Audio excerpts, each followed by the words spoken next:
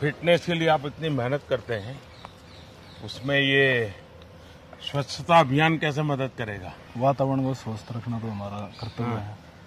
वो स्वस्थ है तभी हम स्वस्थ हैं। हमारे सोनीपत में गांवों में कैसा है लोगों का स्वच्छता का में विश्वास कैसा है? अब थोड़ा सा ज्यादा ध्यान दे रहे हैं स्वच्छता की तरफ। हाँ,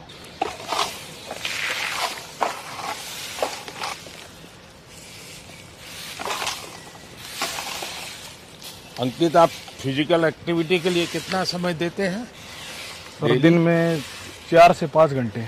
आपको भी देख के थोड़ा सा मोटिवेट होते हैं कि आप भी इतनी एक्सरसाइज करते हो। मैं ज्यादा एक्सरसाइज नहीं करता, लेकिन रोजमर्रा की जिंदगी के लिए जितना चाहिए, लेकिन मैं डिसिप्लिन फॉलो करता हूँ। 2 चीजों में मेरा अभी डिसिप्लिन नहीं आ रहा है। एक, खाने का टाइमिंग, और दूसरा, सोने के लिए थोड़ा मुझे समय देना चाहिए, वो मैं दे नहीं पा रहा हूँ। माँ देश को सुलाने के लिए आपको जागना पड़ता है।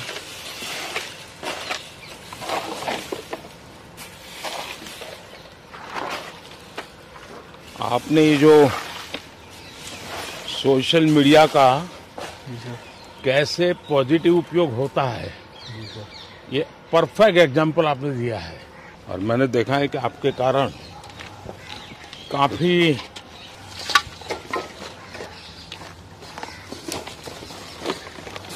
नौजवान भी जो हैं और जो बड़ी बड़ी जिम में जाने वाले लोग थे, वे भी अब तो आप पर एक चीज़ों को फॉलो करते हैं। मैंने एक बार एक सोशल मीडिया पोस्ट देखा था, किसी बच्ची ने मेरी माँ का जिम ऐसा करके वीडियो रखा था, और उसमें मेरी माँ सुबह से शाम जो काम कर रही है, चक्की चलाती है, वो भी उसका जिम है, कपड़े धोती है, वो भी उसका जिम है। इतना इफेक्टिव बनाया। अब आपसे मिलने का सपना था, वो पूरा हो गया। देख लो सर, G20 वाला सम्मेलन देखा। हाँ, मतलब वो व्यवस्था देख कर, मतलब वो सब इंडिया में होते हुए देख कर, मतलब हर भारतीय ने बहुत गर्व हो गया इस चीज पे कि भाई। आपने देखा होगा, हाँ जी, ये जो भारत मंडपम बना है, जी, उसमें भी एक पूरा दीवार जी, हमने योगा का बनाया है, और वहाँ भी QR कोड लगाया है कि कोई उसको मोबाइल पे ले लेगा तो उसको उस आसन का क्या फायदा होता है, कैसे करना है, उसका पूरा डिटेल मिल जाता है। और आपने जो स्पोर्ट्स के लिए किया है, जो मैं खुद स्पोर्ट्स पर्सन था, हाँ, इंजरी के मारे थोड़ा सा दूर स्पोर्ट्स से, पर मतलब देखा करते कि आप जब मेडल आया था खुद पर्सनली फोन कराया करते प्लेयर के पास से। और आपने फिट इंडिया जैसी मुहिम चलाई, खेलो इंडिया, तो उससे खिलाड़ियों ने बहुत ज्यादा प्रोत्साहन मिलने लग रहा है। आपका जो 75 डेज चैलेंज है, उसमें क्या करते हैं आप? उसमें 5 रूल फॉलो करनी है। एक तो 2 टाइम वर्कआउट हो, उसमें 2 टाइम होना चाहिए। हाँ, 2 टाइम होना चाहिए, अलग अलग होना चाहिए। एक इंडोर हो, एक आउटडोर हो। दोनों आउटडोर हो तो जब भी कोई दिक्कत नहीं। दूसरा, 4 लीटर पानी। एक बुक पढ़नी है, 10 पेज कोई भी बुक हो, उसमें मैं अपने पुराण पढ़ डालना कर रहा हूँ। अच्छा, पहले श्रीमद् भागवत गीता पढ़ी थी, अब शिव पुराण पढ़ डालना कर रहा हूँ। और चौथा रूल है उसका, स्ट्रिक्ट डाइट फॉलो करनी है। और चौथा बनी एक सेल्फी लेनी है, प्रोग्रेस ट्रैक करनी थी। ये अच्छा है, इसका लिए एक स्वच्छता का संदेश, क्योंकि मैंने देखा है कि धीरे धीरे देश में स्वच्छता के लिए सबकी रुचि बन रही है। परिवार में छोटे बच्चे भी अपने दादा को कहते हैं गंदा मत करो। तो एक अच्छा वातावरण से भी।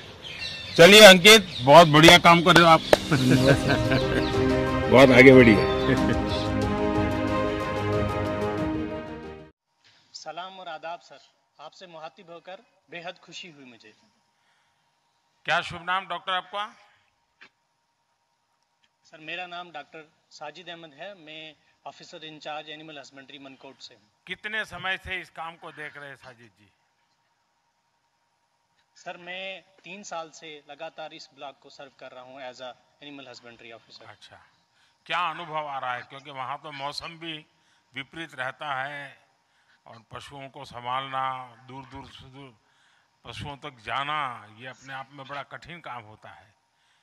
थोड़ा अपना अनुभव बताइए। जी सर, आपने ठीक फरमाया। जैसा कि आप जानते हैं कि हमारा ब्लॉक मनकोट देश के उत्तर पश्चिम इलाके में एलओसी पे है और मेरे ठीक पीछे जो पहाड़ी आप देख पा रहे हैं ये एलओसी की ही पहाड़ी है।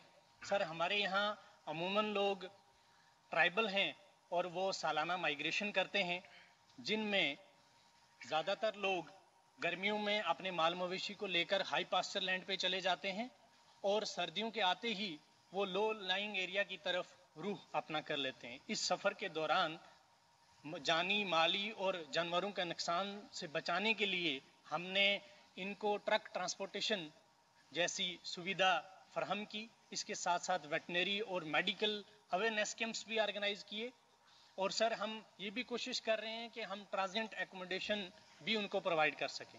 हमारे ब्लॉक मनकोट में गुज्जर और पहाड़ी दोनों लोग एक और समस्या से जूझते हैं, जिसमें जब वो सर्दियों में लो प्लेन्स एरिया में आ जाते हैं तो उनको फॉडर की कमी होती है। इसको मद्देनजर रखते हुए feed and fodder development schemes के तहत हम ब्लॉक में फॉडर डिपोज एस्टेब्लिश कर रहे हैं ताकि बिना रोक टोक के हम इन्हें सर्दियों में भी फॉडर प्रोवाइड और फराहम कर पाएँ।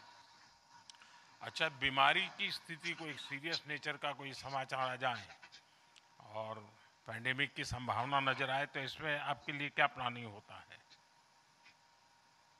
सर जैसे कि लास्ट टाइम हमारे ब्लॉक में लंपी स्किन डिजीज की भी आउटब्रेक हुई थी, तो उसको मद्देनजर रख के मैं आपको पर्सनल एक्सपीरियंस शेयर करना चाहता हूं कि हमारे ब्लॉक में जब हमें ऐसी नई डिजीज हमारे पास रिपोर्ट हुई तो सबसे पहले तो हमने हमारे हायर अथॉरिटीज़ को ये बताया कि हमारे यहाँ एक नई डिजीज़ आई है।